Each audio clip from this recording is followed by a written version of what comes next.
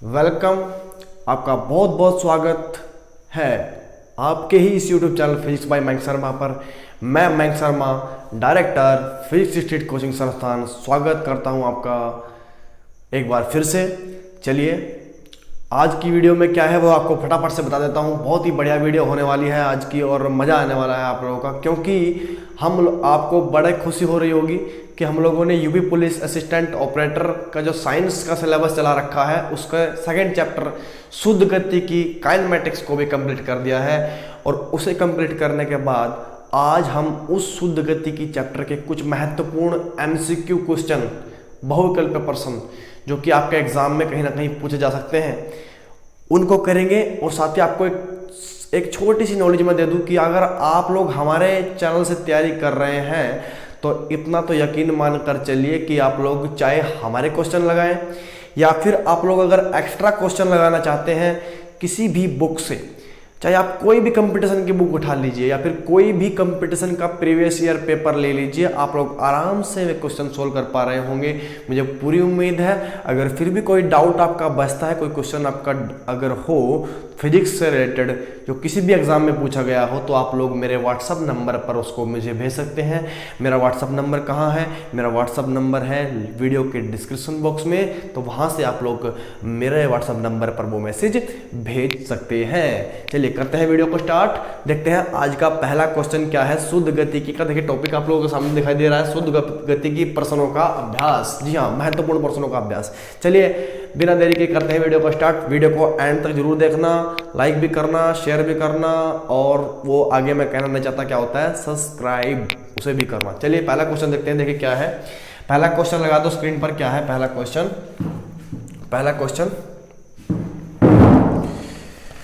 देखिए, पहला क्वेश्चन क्या बोल रहा है, मैं पढ़कर बता देता हूं आपको। यदि कोई वस्तु पृथ्वी की ओर मुक्त रूप से गिरती है तो वस्तु की गति होगी। पहला ऑप्शन दिया हुआ है एक विमीय, दूसरा ऑप्शन है द्विविमीय, तीसरा ऑप्शन है त्रिविमीय और चौथा ऑप्शन है इनमें से कोई नहीं। मैंने आपको बताया हुआ था कि जब वस्तु, देखिए जब कोई वस्तु ऊपर से मुक्त रूप से गिरती है, मान लिया मैंने एक वस्तु ऐसे ऊपर से मुक्त रूप से छोड़ दी नीचे, ऐसे मुक्त रूप से छोड़ दी, तो जब ये ऊपर से नीचे इस प्रकार से गिर रही होती है तो क्या एक सरल रेखा में गति करती है? बिल्कुल सीधी रेखा में गति करती है, बिल्कुल सीधी रेखा में गति करते हैं। और मैंने आप लोगों को चैप्टर के शुरुआत में बताया था कि जब कोई वस्तु एक सीधी रेखा में गति करे तो उसकी गति कहलाती है एक विमीय गति, एक विमीय गति। तो यहाँ पर आप लोग इसको स्पष्ट हो जाएगा कि मुक्त रूप से अगर कोई ऊपर से नीचे गिरता है तो उसकी गति कौन सी होती है? एक विमीय गति होती है, जो कि ऑप्शन नंबर फर्स्ट में है। तो ऑप्शन नंबर फर्स्ट आप लोग लगा दीजिएगा अपनी बुक में, ठीक है। चलिए देखते हैं नेक्स्ट क्वेश्चन क्या है। नेक्स्ट क्वेश्चन देखते हैं। देखिए क्या है नेक्स्ट क्वेश्चन, पढ़ कर दूं। एक वस्तु द्वारा चली गई दूरी समय के अनुक्रमानुपाती है। इसका अर्थ है कि वस्तु, ऑप्शन नंबर फर्स्ट, एक समान चाल से चल रही है। ऑप्शन नंबर सेकंड, वस्तु की चाल शून्य है। ऑप्शन नंबर 3, समान वेग से चल रही है। ऑप्शन नंबर 4, समान त्वरण से चल रही है। देखिए इसमें बड़ा आसान क्वेश्चन है कि एक वस्तु द्वारा चली गई दूरी समय के अनुक्रमानुपाती, यानी कि जब वस्तु द्वारा चली गई दूरी जो होती है डिस्टेंस d, वो समय के अनुक्रमानुपाती है। तो याद रखना समान समय में वस्तु समान विस्थापन तय कर रही है, वस्तु समान समय में समान विस्थापन तय कर रही है, यानी कि समान समय में जब समान विस्थापन तय कर रही है तो d/t का मान 1 के बराबर है, यानी कि नियत है। यानी कि d/t क्या है? अगर मैं d के बटे में t चला तो क्या आएगा? नियतांक आएगा। यानी कि एक बात तो स्पष्ट है कि विस्थापन और समय का अनुपात नियत है, यानी कि उसका वेग, विस्थापन अपॉन समय को क्या कहते हैं? वेग कहते हैं। इसका मतलब वेग क्या है? उसका नियत है। तो याद रखना ऑप्शन कौन सा लगा देंगे। देखिए विस्थापन समान समय में समान दूरी तय करती है, तो विस्थापन बटे समय क्या हो जाएगा? नियत हो जाएगा। तो वेग भी क्या है? उसका नियत है। तो वेग नियत किस ऑप्शन में है? समान वेग से चल रही है, नियत का मतलब समान, एक समान रहेगा, बदलेगा नहीं उसका वेग। तो कौन सा ऑप्शन लगा देंगे? ऑप्शन नंबर जहां पर है सेकंड ऑप्शन, थर्ड ऑप्शन है। थर्ड ऑप्शन में लिखा हुआ है कि समान वेग से चल रही है, तो क्या क्या है वस्तु, समान वेग से चल रही है, समान वेग से चल रही है। ठीक है, ये ऑप्शन लगा देंगे option number third, option number third लगा देंगे हम लोग। चलिए नोट कीजिएगा इस क्वेश्चन को। देखते हैं नेक्स्ट क्वेश्चन, देखिए क्या है, इसको मैं हटा देता हूं। अगला देखते हैं, अगला क्वेश्चन देखते हैं क्या है, क्या दे रखा है अगला क्वेश्चन। अगला क्वेश्चन दिया हुआ है कि दो रेलगाड़ियां क्रमशः u तथा v वेग से विपरीत दिशाओं में चल रही हैं, पहली गाड़ी के सापेक्ष दूसरी गाड़ी का वेग होगा। याद रखना, इसमें ऑप्शन दिए हुए हैं, पहला ऑप्शन है v माइनस यू, दूसरा ऑप्शन है v प्लस यू, तीसरा ऑप्शन है u माइनस वी और चौथा ऑप्शन है 0। देखिए इसमें दो रेलगाड़ियां दी हुई हैं, एक का वेग u और दूसरी का वेग v और दोनों विपरीत दिशाओं में, यानी कि एक रेलगाड़ी इधर से चल रही है इस दिशा में और एक रेलगाड़ी इस दिशा चल रही है इस दिशा में, यानी कि दोनों एक दूसरे के विपरीत दौड़ रही हैं, एक ऐसे और एक ऐसे। उसकी चाल u है, उसकी चाल v है। तो याद रखना, जब भी पहली रेलगाड़ी के सापेक्ष दूसरे का आपेक्षिक वेग निकालूंगा तो वो अगर विपरीत दिशाओं में है तो वे यहाँ पर जुड़ जाएंगे। तो ऑप्शन नंबर यहाँ पर होगा ऑप्शन नंबर सेकंड ऑप्शन जवाब होगा इसका सही जवाब। कौन सा सेकंड जवाब होगा, सेकंड ऑप्शन लगा देंगे। ठीक है, देखते हैं नेक्स्ट क्वेश्चन क्या, नेक्स्ट क्वेश्चन देखते हैं। देखिए नेक्स्ट क्वेश्चन इसमें क्या दे रखा है, एक वस्तु का चाल समय ग्राफ एक्स अक्ष के समांतर रेखा है, इसका अर्थ है ऑप्शन फर्स्ट वस्तु समान गति से चल रही है, ऑप्शन नंबर सेकंड वस्तु असमान गति से चल रही है, ऑप्शन नंबर थर्ड वस्तु स्थिर है, ऑप्शन नंबर फोर्थ वस्तु त्वरित गति से चल रही है। ये ऑप्शन दिए हुए हैं। इसमें पहले क्वेश्चन को देने से पहले, करने से पहले इसकी एक ट्रिक है कि पहले इसका थोड़ा माइंड में एक मैप बना लेते हैं। कैसा मैप बनाएंगे वो मैं आपको बता रहा हूँ। क्या करेंगे इसके अंदर, चाल समय ग्राफ, यानी कि चाल समय ग्राफ है समय एक्स अक्ष की तरफ, ये मैंने ग्राफ आपको बना करके दिखाए थे। ये चाल समय ग्राफ है और इसमें चाल होती है, चाल ऊपर और समय एक्स के अनुदिश और चाल वाई एक्स के अनुदिश। चाल और समय ग्राफ खींचा जाता है किसको प्रदर्शित करने के लिए, वेग को प्रदर्शित करता है। किसको प्रदर्शित करता है, वेग को। तो मैंने आपको बताया हुआ था जब मैंने पढ़ाया था। अगर वे पढ़ाए हुए आप लोगों ने लेक्चर नहीं देखे हैं तो आप लोग जा करके चैनल पर लेक्चर को देखें, तभी क्वेश्चन समझ में आएंगे। ये क्वेश्चन ऐसे समझ में नहीं आने वाले हैं आप लोगों के, क्वेश्चन ऐसे आप लोगों के समझ में नहीं आने वाले हैं, क्वेश्चन ऐसे समझ में नहीं आने वाले हैं आप लोगों के। पहले आप लोग जाएं और जाकर के पहले वीडियो देखें कॉन्सेप्चुअल, फिर आपको समझ में आएगी। ठीक है, चाल और समय ग्राफ की बात करी गई है, तो चाल समय ग्राफ हमेशा वेग के लिए खींचा जाता है और उसमें दिया हुआ है कि एक वस्तु का चाल समय ग्राफ एक्स के समांतर रेखा है, यानी कि इसके समांतर ऐसे एक रेखा है, इसके समांतर ऐसे एक रेखा है, तो ये इसके वेग को रिप्रेजेंट करेगी। तो हम लोग याद रखना कि जब चाल और समय के बीच में ग्राफ है और वो एक्स एक्स के समांतर रेखा है, तो कैसे वेग को, क्या वेग घट बढ़ रहा है?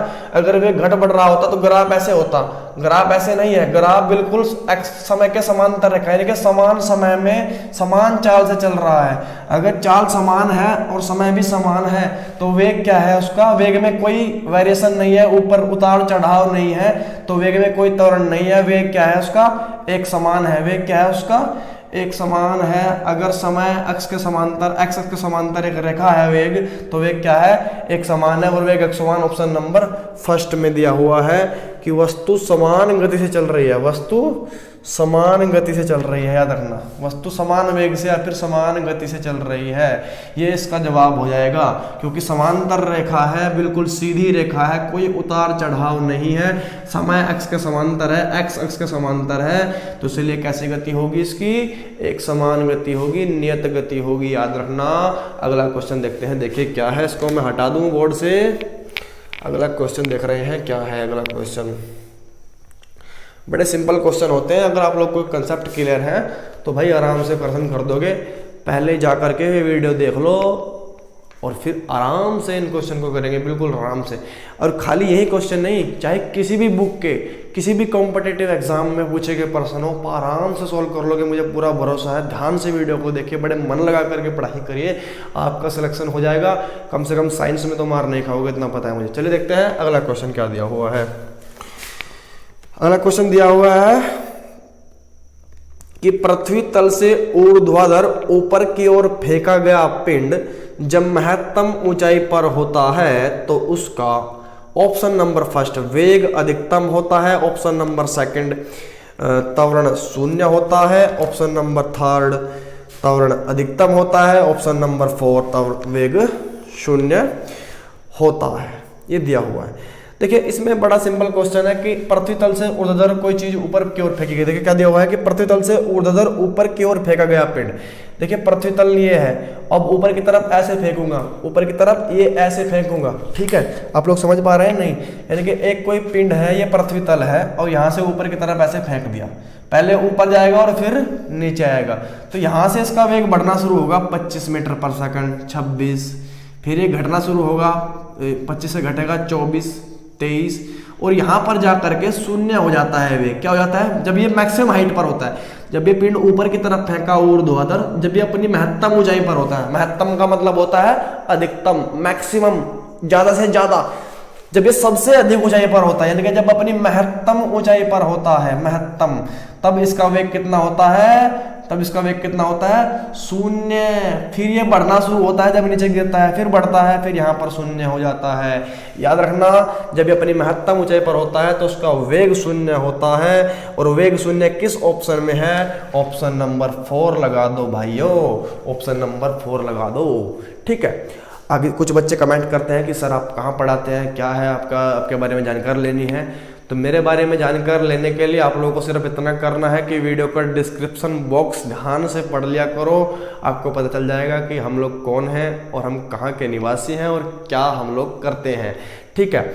हम लोग यहाँ पर पिछले 6 सालों से भौतिक विज्ञान को लगातार पढ़ा रहे हैं। उत्तर प्रदेश बोर्ड के 12th के फिजिक्स को, साथ ही एनडीए, एयरफोर्स एक्स ग्रुप और नेवी SSR या फिर जहाँ जहाँ पर भी साइंस एक महत्वपूर्ण विषय है, उन सभी कॉम्पिटिटिव एग्जाम में हमारे छात्र बैठते हैं और यहाँ से काफ़ी अच्छा रिस्पॉन्स हमें मिला है और तभी हम लोगों ने अब की बार ऑनलाइन आने का निर्णय लिया था, ठीक है। चलिए नेक्स्ट क्वेश्चन की तरफ बढ़ते हैं, क्योंकि ज़्यादा समय मैं नहीं लेता हूँ, क्योंकि समय बड़ा मूल्यवान होता है भाई। चलिए अगला क्वेश्चन देखते हैं क्या है। अगला क्वेश्चन बड़ा सिंपल क्वेश्चन है, दिया हुआ है कि क्वेश्चन देखकर घबरा जाते हैं बच्चे, जबकि एक भी क्वेश्चन ऐसा नहीं होगा जो कि यहाँ से पढ़ाए हुए से बाहर हो। बहुत कम क्वेश्चन ऐसे मिलेंगे, 80% क्वेश्चन तो आप लोग आराम से सोल्व कर पाओगे। घबराना नहीं है, प्रश्न करना है हम लोग को। ट्रिक मैं बताऊंगा कैसे करना है। 2 पत्थर परस्पर 3:5 के अनुपात के वेगों से ऊर्ध्वाधर ऊपर की ओर फेंके जाते हैं तो H1:H2 बराबर होगा। H1:H2 का मतलब है ऊंचाइयों का अनुपात क्या होगा उनकी। किसका अनुपात? ऊंचाइयों का अनुपात पूछा है, H1:H2। देखिए उनके वेगों का अनुपात दिया है और H1:H2 का अनुपात पूछा है। Option number first 3:5, option number second 5:3, option number जो है थर्ड 15:1, ऑप्शन नंबर 4 9 जो है वो दिया हुआ है 25, ठीक है। अब ये ऊपर की तरफ फेंकेंगे। देखिए इनके जो वेगों का अनुपात, 2 पत्थर परस्पर 3:5 करेंगे कैसे इस प्रश्न को, के अनुपात के वेगों से। देखिए उनके वेगों का अनुपात दिया है, वेगों का रेशो दिया है, यानी कि पहले का वेग अगर v1 है, दूसरे का v2 है, तो v1/v2 का रेशो दिया है उसने 3:5, 3/5, 3:5। v1/v2 का मान दिया है ना 3:5, तो ऐसे लिख सकता हूं ना v1/v2 बराबर। अब हमसे पूछा है कि H1:H2 निकालो, यानी कि H1/H2 का मान निकालो, क्या होगा। सिंपल है, सिंपल है। कैसे सिंपल है? अगर मैं समीकरण लगाऊं गति की कौन सी समीकरण? गति की समीकरण लगा दूं मैं तृतीय, थर्ड समीकरण, तो क्या होगा? पहले कण के लिए लगाऊं, पहले पत्थर के लिए v1 स्क्वायर बराबर u1 स्क्वायर प्लस 2gh, ये लगा दूंगा मैं, ठीक है। लगा दी मैंने ये v1 square plus u1 square plus 2gh। अब उसकी हाइट ज्ञात करनी है। जब वो हाइट ज्ञात करने की बारी आएगी तो हाइट्स मैक्सिमम में कब ज्ञात कर पाऊंगा? जबकि ये सॉरी माइनस का चिन्ह आएगा, क्योंकि नीचे से ऊपर फेंक रहे हैं, नीचे से ऊपर की तरफ फेंक रहे हैं। देखिए ऊपर की तरफ फेंका गया, ऊर्ध्वाधर ऊपर की तरफ फेंके गए हैं पत्थर। लिखा है इसमें क्वेश्चन में कि पृथ्वी तल से जो है 2 पत्थर परस्पर 3:5 के वेग से उधर ऊपर की ओर फेंके जाते हैं। और जब भी गति नीचे से ऊपर वाली होती है तो मैंने बताया था कि माइनस का निशान लेते हैं। क्यों लेते हैं? क्योंकि हम लोग गुरुत्व त्वरण के विपरीत काम कर रहे हैं, इसलिए माइनस का निशान आएगा। अब जब भी बात होगी हाइट की, तो हाइट पहले पत्थर की h1 है, तो यहाँ पर h1 लूंगा मैं। v1² बराबर u1² माइनस 2gh1।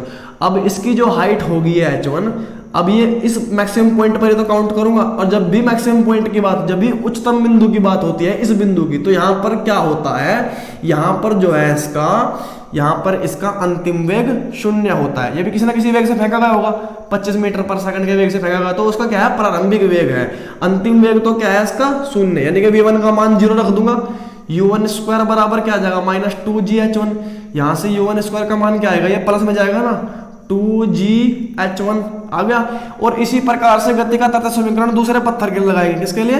दूसरे पत्थर के लिए, जिसका वेग क्या है, जिसका वेग है, इसका प्रारंभिक वेग क्या था, इसका वेग है v2² बराबर u2² माइनस 2g। उसकी हाइट कितनी होगी, वो अलग हाइट का है, 2gh2। अब उसके लिए भी क्या होगा, अंतिम वेग 0 होगा। अंतिम वेग क्यों 0 होगा, क्योंकि यहां से किसी ना किसी वेग से फेंका जाएगा, और जब वो अपनी हाइट पर पहुंचेगा असली पर, तो वहां पर वेग क्या होता है, 0। तो अंतिम वेग का मान लेंगे 0, प्रारंभिक वेग कुछ ना कुछ रहेगा। मान लिया u1 था, मान लिया u2 था, उसका कितना था, u2 था, तो v2 का मान कितना आएगा, 0, क्योंकि उसकी हाइट जो नापते हैं वो अधिकतम बिंदु पर ही नापते हैं, अधिकतम बिंदु पर वेग कितना होता है, 0। तो इसको 0 ले लेंगे, तो ये u2² माइनस 2gh2 आ जाएगा। ये समीकरण नंबर फर्स्ट। अब यहां से u2² का मान क्या आएगा, 2gh2। समझाने के लिए कर रहा हूं, उतना बड़ा नहीं तो कोई समझाने की जरूरत नहीं थी मुझे। अब देख लो आप लोग ही, अब देख लो अगलो, ये वेगों का अनुपात दिया है, ये वेगों का अनुपात दिया है u1/u2, प्रारंभिक वेगों का अनुपात u1/u2 का मान दिया हुआ है। अब यहां से क्या काम करो, एक को 2 से भाग लगा दो, तो u1/u2² बराबर किसके आ जाएगा भाई, अपना 2gh1 के बटे में, इसके बटे में यह जाएगा 2gh2। समीकरण 1 को 2 से भाग लगाऊंगा, अरे इसके बटे में तो ये, और इसके बटे में ये, ठीक है, इसके भाग में ये लगेगा, तो 2g से 2g कट जाएगा, तो u1²/u2² की वैल्यू क्या मिलेगी, h1/h2। h1/h2 और h1/h2 तो निकालना है हमें, ये तो निकालना है। तो h1/h2 का मान क्या आएगा, u1²/u2², u1 की वैल्यू दी है 3, यानी कि 3 का वर्ग क्या आएगा, 9, और u2 की वैल्यू दी है 5, तो इसका वर्ग आएगा 25, तो 9/25, यानी कि 9:25 आंसर आ जाएगा, 9:25 आंसर आ जाएगा। और 9:25 किस ऑप्शन में है, ऑप्शन नंबर 4 में है, ऑप्शन नंबर 4 लगा दो। समझ में आ गया? नहीं समझ में आया तो एक बार और देख लो वीडियो को, समझ में आ जाएगा। चलिए देखते हैं नेक्स्ट क्वेश्चन की तरफ। नेक्स्ट क्वेश्चन क्या कह रहा है, अगला क्वेश्चन।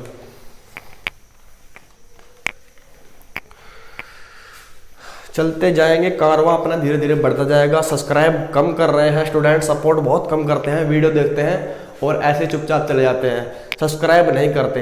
सब्सक्राइब करने से कोई फ़ायदा हमें होगा तो आप लोगों को भी फायदा होगा, उतनी जल्दी जल्दी वीडियो आएंगे, क्योंकि इतने सब्सक्राइबर बढ़ते हैं उतना ही हमारा उत्साह बढ़ता है। हम लोग मेहनत करते हैं, पहले वीडियो बनाओ, फिर उसको एडिट करो, फिर उसको यूट्यूब के ऊपर अपलोड करो, बहुत से झंझट है भाई, आप लोगों को नहीं पता है। आप लोगों को लगता है कि ऐसे ही वीडियो जाती होगी, बिल्कुल बहुत मेहनत वीडियो को बनाने में लगती है, और मेहनत को आप लोग सपोर्ट कीजिएगा। बार बार कहने की आवश्यकता न पड़े, वीडियो को चुपचाप देख करके निकलना गलत है, सब्सक्राइब तो करके जाओ, ठीक है। अगला क्वेश्चन देखते हैं, लगा दो स्क्रीन पर अगला क्वेश्चन टीम। एक कण का प्रारंभिक वेग 10 मीटर प्रति सेकंड तथा मंदन 2 मीटर प्रति सेकंड स्क्वायर है। कण द्वारा 5वें सेकंड में चली गई दूरी है। Option first 1 metre, option number second 19 metre, option number third 5 metre, option number 4 75 metre. देखिए बड़ा सिंपल क्वेश्चन है, मैं आप लोगों को बता रहा हूं कैसे करेंगे इस क्वेश्चन को। मैंने 9वें सेकंड में चली गई दूरी का एक फॉर्मूला लिखवाया था कि 9वें सेकंड में, कोई सा भी सेकंड में, 5वें सेकंड में, 10वें सेकंड में, 38वें सेकंड में, अगर उनमें चली गई दूरी को निकालना हो तो चुटकी बजा करके निकाल दोगे आप लोग। फॉर्मूला लिखवा रखा है मैंने, नहीं लिखवाया हो तो तब कहना। अब मेरे वीडियो लेक्चर पड़े हुए हैं शुद्ध गतिकी के, पहले जा करके वो देख लो, बार बार समझा रहा हूँ। क्या फॉर्मूला लिखवा था कि किसी भी सेकंड में अगर हम लोगों को चली गई दूरी निकालनी हो तो उसका फॉर्मूला है S बराबर U plus 1/2 A 1/2 A 2n-1। ये n क्या है भाई इसमें, ये n है वो सेकंड जिसमें दूरी पूछी हो, 5वें सेकंड में पूछी हो तो 5वां, छठे में पूछी हो तो छठा। ठीक है, अब यहाँ पर कौन से सेकंड में पूछी है, यहाँ पर पूछी है हम लोगों को 5वें सेकंड में चली गई दूरी, यानी कि n का मान यहाँ पर 5 दिया है। यहाँ पर मंदन दिया है a का मान। मंदन जब भी होता है तो माइनस में लेते हैं, त्वरण जब होता है तो उसे प्लस में लेते हैं, और मंदन जब होता है वो कहीं में ले जाता है, माइनस में ले जाता है। किस में ले जाता है, वो माइनस में ले जाता है। याद रखना आप लोगों को, यह बहुत इंपॉर्टेंट पॉइंट अपने नोटबुक में नोट करना कि जब भी त्वरण हो यानी कि गति में वृद्धि हो रही हो तो उसे प्लस में लेते हैं, और जब भी मंदन हो, गति में कमी हो रही हो तो उसे क्या लेते हैं, माइनस में। तो यहाँ पर मंदन दिया हुआ है 2 मीटर प्रति सेकंड स्क्वायर का, यानी कि a का मान -2 मीटर प्रति सेकंड स्क्वायर लूंगा मैं। और अपन लोगों को प्रारंभिक वेग दिया है u का मान कितना दिया है, 10 मीटर प्रति सेकंड। कितना दिया है, 10 मीटर प्रति सेकंड। तो आपको 5वें सेकंड में चली गई दूरी चाहिए, 5वें सेकंड में, यानी कि n बराबर 5। तो निकाल देंगे s5 का मान।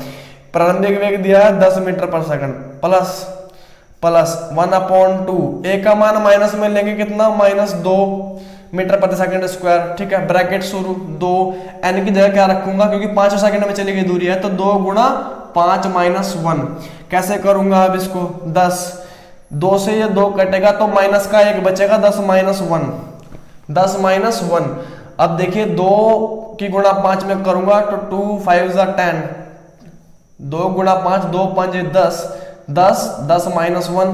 देखिए 10 में से 1 घटा, 10 में से 1 गया 9, 9 यहाँ पर आएगा, 10 में से 1 गया 9, 9 की गुणा 1 में करेंगे तो 9 आएगा। कितना बचा, 1 मीटर। कितनी दूरी आई, 1 मीटर की दूरी आई। और 1 मीटर की दूरी किस ऑप्शन में नजर आ रही है, ऑप्शन नंबर फर्स्ट लगा दो, ऑप्शन नंबर फर्स्ट लगा दो। देखते हैं नेक्स्ट क्वेश्चन की तरफ बढ़ रहे हैं। नेक्स्ट देखते हैं, देखिए नेक्स्ट क्वेश्चन क्या दिया हुआ है इन्होंने। नेक्स्ट क्वेश्चन दिया हुआ है कि मैं पढ़कर बता रहा हूँ आप लोगों को, चल लगा दिएगा स्क्रीन पर। क्वेश्चन दिया हुआ है, बड़ा सिंपल क्वेश्चन है कि मीनार की चोटी से छोड़ा गया पत्थर पृथ्वी पर 4 सेकंड में पहुंचता है तो मीनार की ऊंचाई है। ऑप्शन फर्स्ट 20 मीटर ऊंचाई है, ऑप्शन नंबर थर्ड 40 मीटर ऊंचाई है, option number third 80 metre, option number 4 160 metre. बड़ा सिंपल क्वेश्चन है। हम लोगों से मीनार की हाइट पूछी है, h का मान क्या होगा, और समय दिया है 4 सेकंड में। देखिए मीनार का मतलब ऊपर से ऐसे कोई पत्थर मीनार होगी ऐसे कोई, अब इसकी चोटी से कोई फेंक गया है पत्थर नीचे, तो वो 4 सेकंड में नीचे पहुंचता है। यहाँ पर 4 सेकंड में नीचे पहुंचता है या नहीं पहुंचता है, ठीक है। तो उसका अंतिम वेग कुछ ना कुछ जरूर लेंगे, v का मान कुछ ना कुछ जरूर होगा, ठीक है। अब प्रारंभिक वेग कितना है उसका, 0 से चली थी ना वो, 0 से बढ़ता चला गया, ठीक है। तो 4 सेकंड ले, प्रारंभिक वेग 0 लेते हैं जब भी वस्तु ऊपर से नीचे आती है। जब नीचे से ऊपर जाती है तो अंतिम वेग 0 लेते हैं, जब ऊपर से नीचे आती है तो प्रारंभिक वेग 0 लेते हैं। ये बात आप लोग नोट करना अपने नोटबुक में, बहुत इंपॉर्टेंट फैक्ट है। अब 4 सेकंड में पहुंचती है तो ये बताना है कि मीनार की हाइट कितनी है, उसकी हाइट कितनी है। तो कौन सा समीकरण लगाएंगे गति का यहाँ पर सेकंड समीकरण लगा लेंगे, h बराबर ut, क्या प्लस का निशान लेंगे क्योंकि ऊपर से नीचे छोड़ रहे हैं तो प्लस का चिन्ह आएगा, ut प्लस 1/2 gt², ये फॉर्मूला लगाएंगे।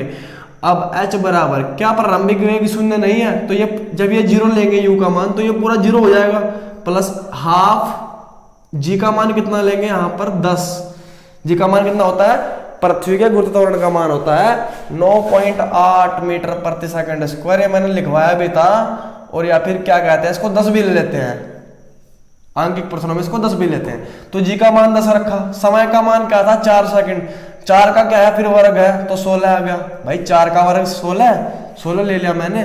तो 2 से ये 8 बार कटा, 2 8 16, 8 की 10 में गुणा करी तो 80, तो ये 80 मीटर की हाइट आ गई मीनार की। 80 मीटर किस ऑप्शन में है, ऑप्शन नंबर यहाँ पर थर्ड ऑप्शन में। तो थर्ड ऑप्शन सही जवाब हो जाएगा इस क्वेश्चन का। समझ में आ गया बच्चों, समझ में। चलिए नेक्स्ट क्वेश्चन देखते हैं अब क्या है नेक्स्ट क्वेश्चन।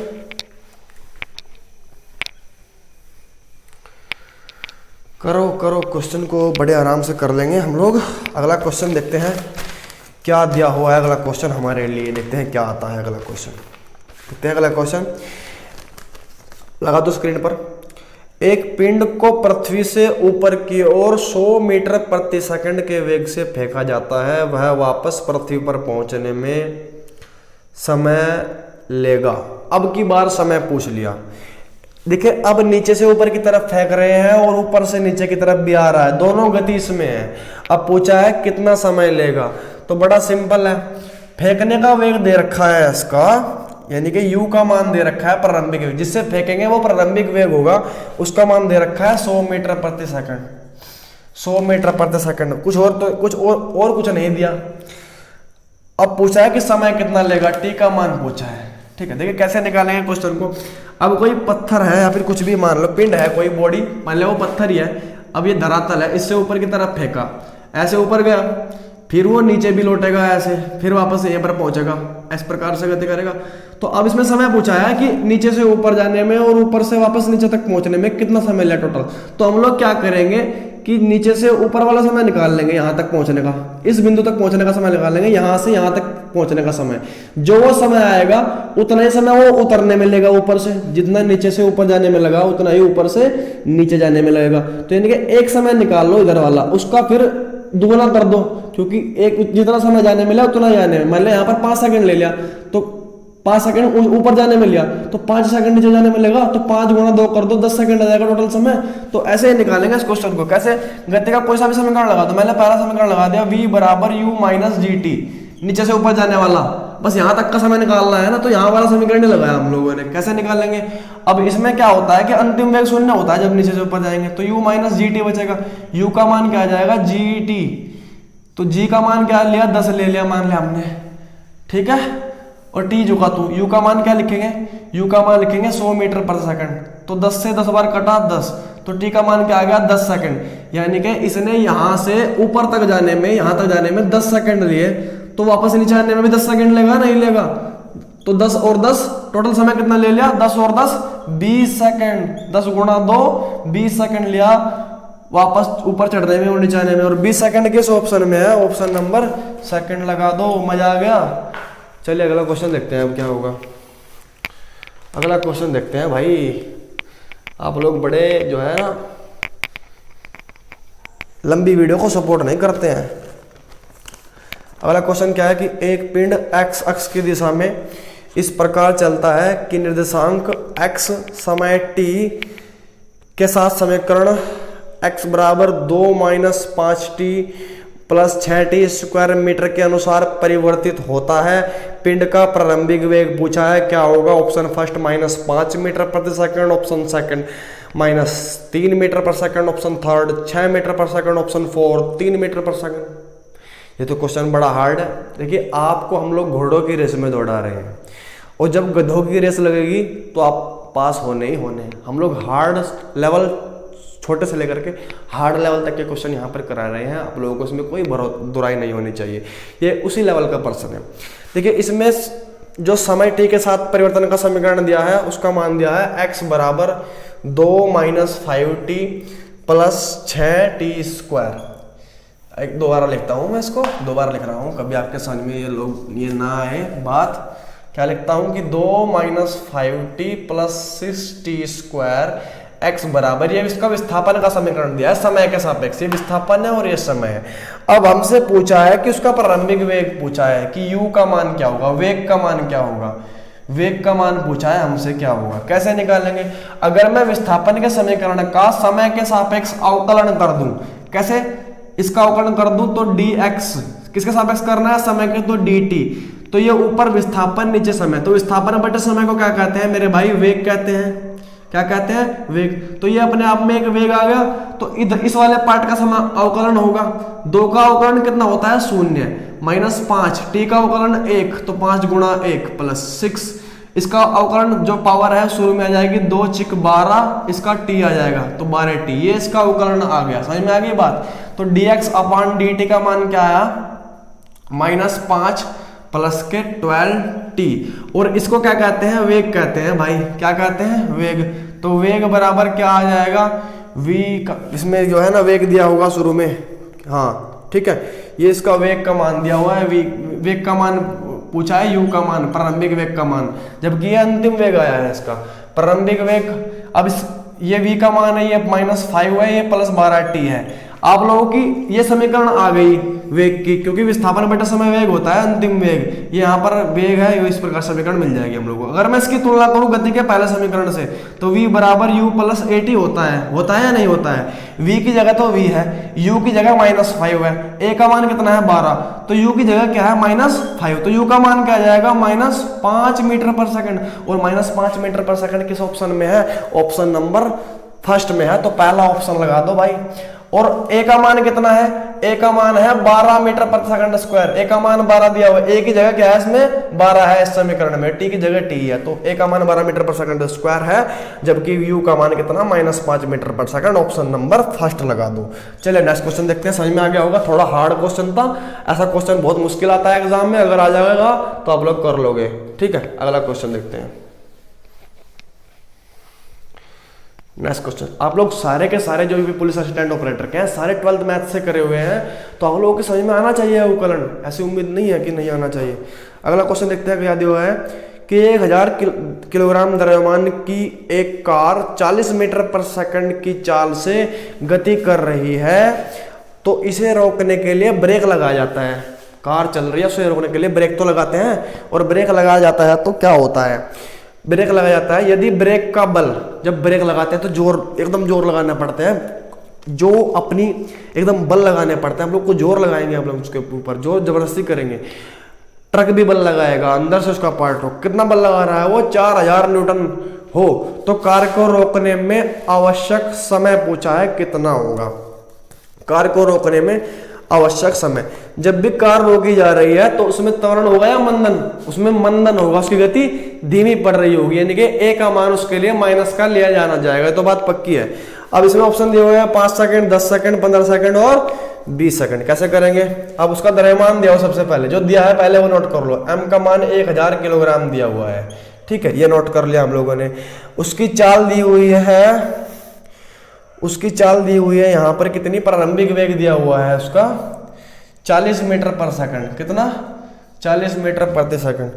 अब उसको ब्रेक लगाया जाता है, ब्रेक का बल दिया हुआ है, एफ का मान 4000 न्यूटन, कितना 4000 न्यूटन। हमसे पूछा है कि कार को रोकने में औसत समय, टी का मान पूछा है, बड़ा सिंपल क्वेश्चन है।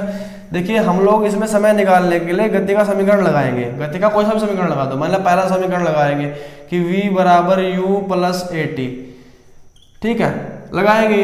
अब क्योंकि कार क्या है वो रुक रही, हमें इसके लिए a का मान चाहिए, किसका मान चाहिए, a का मान, हमारे पास बल का मान है, त्वरण का मान है, तो यहाँ से a का मान निकाल लूंगा मैं F/m करके, क्या करके भाई, F बराबर m में होता है या नहीं होता है, F बराबर m में होता है, तो a बराबर क्या होता है F/m, तो F का मान कितना दिया हुआ है, यहाँ पर 4000 दिया हुआ है, द्रव्यमान का मान कितना दिया हुआ है 1000 दिया हुआ है, तो 1000 4000 के ये 3 जीरो कट जाएंगे तो 4 मीटर पर सेकंड स्क्वायर आ जाएगा, नहीं आ जाएगा 4 मीटर पर सेकंड स्क्वायर, या फिर 4 न्यूटन प्रति किलोग्राम आ जाएगा, नहीं ए का मान। और यही चूंकि गाड़ी क्या है, जब ब्रेक लगाते हैं तो गाड़ी रुकती है, उसकी चाल कम ही तो होती जाती है, चाल कम हो रही है, वेग कम हो रहा है, तो त्वरण है या मंदन, मंदन है ना, मंदन है ना, तो मंदन को प्लस में लेते हैं, माइनस में लेते हैं, माइनस में लेते हैं ना, तो माइनस लेंगे ना इसको, ए का मान माइनस में लेंगे ना 4 मीटर पर सेकंड स्क्वायर। तो अब इस समीकरण पे आ जाओ, v बराबर, और जब गाड़ी रुकती है तो अंतिम वेग क्या होता है, शून्य है। अरे अब तो गाड़ी रुक चुकी, तो रुकी तो अंतिम वेग क्या लेंगे, शून्य लेंगे, नहीं लेंगे, प्रारंभिक वेग क्या है उसका दिया हुआ है 40, दिया हुआ है 40 ये वाला, ठीक है 40। अब a का मान माइनस में लिया, माइनस के 4 गुणा t तो निकालना है, t तो निकालना है, तो जो का तू समय तो निकालना है ना। अब ये 4t हो जाएगा ना, 0 बराबर 40 माइनस 4t, ये 4t इधर प्लस में आएगा, इधर प्लस में आएगा, 4t बराबर 40 आ जाएगा, t का मान क्या आएगा 10 सेकंड। 10 सेकंड किस ऑप्शन में है, 10 सेकंड ऑप्शन है option number second, option number second लगा दो आंख मीच करके, सेकंड ऑप्शन है। और अगला क्वेश्चन स्क्रीन पर रहा, ये आज का लास्ट क्वेश्चन है, बड़ा सिंपल क्वेश्चन है। चलिए अगला क्वेश्चन देखते हैं, देखिए क्या है अगला क्वेश्चन, अगला क्वेश्चन लगा दो स्क्रीन पर, अगला क्वेश्चन, अगला क्वेश्चन, अगला क्वेश्चन। एक कार सर्वप्रथम 5 किलोमीटर पूर्व दिशा में तय करती है, उसके बाद 12 किलोमीटर उत्तर दिशा में तय करती है, तो कार द्वारा तय की गई कुल दूरी तथा विस्थापन कितना होगा। पहले दूरी पूछी है, फिर विस्थापन बताना है, दोनों चीज। ऑप्शन नंबर फर्स्ट 17,13 जो है kilometre, option second 15 kilometre, 40 kilometre, option third 50 kilometre दूरी तय करती है, 35 किलोमीटर विस्थापन तय करती है, ऑप्शन नंबर 4 5 किलोमीटर तथा 35 किलोमीटर। देखिए पहले तो उसमें दी हुई है दूरी, दूसरी बार दिया हुआ है विस्थापन। कुल दूरी और कुल विस्थापन कितना है वो अलग बताना है आप लोगों को। देखिए कार जो है सर्वप्रथम 5 किलोमीटर चली पूर्व दिशा में। अब पूर्व दिशा, मान लिया ये दिशा उत्तर है ऊपर वाली, ये दक्षिण है, तो ये पूर्व होगी और ये पश्चिम होगी। ये पूर्व है ईस्ट, ये नॉर्थ है, ये साउथ है और ये वेस्ट है। अब कार चली पूर्व दिशा में, कितने किलोमीटर चली, 5 किलोमीटर चली होगी। चली भाई 5 किलोमीटर पूर्व में। अब इसके बाद कार चली 12 किलोमीटर उत्तर दिशा में, 12 किलोमीटर उत्तर दिशा में। देखिए तो उसने दूरी कितनी तय कर ली, 5 और 12 17 किलोमीटर की दूरी तय कर ली उसने। अब विस्थापन क्या होता है, विस्थापन, अब वो इस पॉइंट पर पहुंच गई ना कार यहां से चली थी, पहले 5 किलोमीटर पूर्व में चली, फिर 12 किलोमीटर उत्तर चली, तो इस पॉइंट पर पहुंच गई। तो यहां से यहां तक कितनी दूरी तय कर ली उसने, 17 किलोमीटर की दूरी तय कर ली। अब उसने पूछा है कि विस्थापन कितना तय करेगा। विस्थापन छोटी से छोटी दूरी होती है जिसकी कोई दिशा होती है बिल्कुल सीधी, तो छोटी से छोटी दूरी यहां से यहां तक पहुंचने के लिए कौन सी है, ये है ना ये वाली। तो ये क्या हो गया इसका, ये यहां से यहां तक इस पॉइंट से लेकर के इस पॉइंट तक ये क्या हो गया, इसका विस्थापन हो गया। और ये इस त्रिभुज का कर्ण भी हो गया, और कर्ण बराबर हाइपोटेन्यूस, इसको इंग्लिश में कहते हैं हाइपोटेन्यूस। हाइपोटेन्यूस बराबर क्या होता है, बेस का स्क्वायर प्लस जो परपेंडिकुलर है इसका स्क्वायर और दोनों का रूट। अब कैसे निकालेंगे, कर्ण का वर्ग, कर्ण बराबर वर्गमूल किसका, आधार का स्क्वायर प्लस लंब का स्क्वायर। तो आधार क्या है इसमें, देखिए मैं शॉर्ट में करा देता हूँ। 5 का वर्ग 25, 12 का वर्ग 144, 144 और 25 169, 129 का वर्गमूल क्या आएगा 13। तो 13 आ जाएगा इसका कर्ण, तो 13 इसका विस्थापन आ जाएगा। क्या आ जाएगा 13 इसका विस्थापन, यहां से यहां तक का 13। लेकिन मैं आप लोगों को, कुछ बच्चे ऐसे भी होते हैं जिनके बहुत कम बेसिक कमजोर होता है, तो उनके लिए समझा रहा हूं मैं इस क्वेश्चन को। आधार का वर्ग, आधार 5 है तो 5 का वर्ग आ जाएगा 25, लंब कितना है 12, 12 का वर्ग 144, कितना 144, 144 और 25 कितने 169, और 169 किसका वर्गमूल होता है 13 का वर्गमूल होता है। तो कर्ण आ गया 13, और कर्ण ही क्या है, ये विस्थापन है इस कार का। तो 13 क्या आ गया, 13 किलोमीटर उसका आ गया विस्थापन। दूरी कितनी आई 17 किलोमीटर दूरी, 13 किलोमीटर विस्थापन। तो 17,13 किस ऑप्शन में है, 17,13 किस ऑप्शन में है, ऑप्शन नंबर फर्स्ट लगा दो, ऑप्शन नंबर फर्स्ट लगा दो। चलिए आज के लिए क्वेश्चन के सीरीज में इतना ही। बहुत बहुत खुशी हुई मुझे आप लोग को देख करके, आप लोग बहुत, मुझे उम्मीद है कि ये वीडियो और इसके क्वेश्चन आप लोगों को बहुत ज़्यादा पसंद आए होंगे और आप लोगों के समझ में भी आए होंगे। अगर ऐसी वीडियो और चाहते हो तो हमें सपोर्ट करो, ध्यान से पढ़ो, अपनी मेहनत करते हो लोग लगातार। सपोर्ट करने का मतलब है वीडियो को कुछ लाइक वाइक भी दिखा दो करो भाई, और कमेंट भी कर दिया करो। और लाल रंग का बटन सब्सक्राइब लिखा आता है, सब्सक्राइब करने के कोई पैसे नहीं लगते, कोई खर्चा नहीं हो रहा है, बस बटन दबाना है। दबा दो यार बटन, बार बार नहीं कहना पड़ता मुझे। किसी वीडियो में कह रहा हूँ, पिछली किसी वीडियो में मैंने सब्सक्राइब करने के लिए नहीं कहा। सपोर्ट करो भाई, अगर अच्छा लग रहा है तो सपोर्ट करो। फ्री में सब कुछ मिल रहा है, क्वेश्चन दे रहा हूँ फ्री में। मेहनत लगती है हमारी वीडियो बनाने में, बिना मेहनत के हम लोग वीडियो नहीं बनाते हैं, बहुत मेहनत कर रहे हैं आपके लिए। तो सब्सक्राइब जरूर करें, लाइक भी करें, कमेंट बॉक्स में सुझाव दें, अगर कहीं गलती है तो सुझाव दें भाई कि ये गलती हो गई यहाँ पर, या फिर आपको कुछ दिक्कत है। अगर कोई भी क्वेरी, कोई भी क्वेश्चन पूछा जाता है तो मेरे व्हाट्सअप नंबर पर मैसेज छोड़ सकते हैं, कमेंट बॉक्स में उसको कमेंट भी कर सकते हैं, हर कमेंट पर मेरी नजर रहती है। आज के लिए इतना ही, क्वेश्चन पसंद आए होंगे। इस चैप्टर के और क्वेश्चन अगर कोई बच गए हों तो उन क्वेश्चन को अगली वीडियो में लाएंगे, नहीं तो फिर नेक्स्ट चैप्टर स्टार्ट करेंगे, ठीक है, यूपी पुलिस असिस्टेंट ऑपरेटर का। उम्मीद है आपके पेपर में सारे क्वेश्चन लगभग यहीं से मिलेंगे। आप लोग अगर ध्यान से पढ़ोगे तभी terms and condition apply. Thank you, धन्यवाद, मिलते हैं अगली वीडियो में।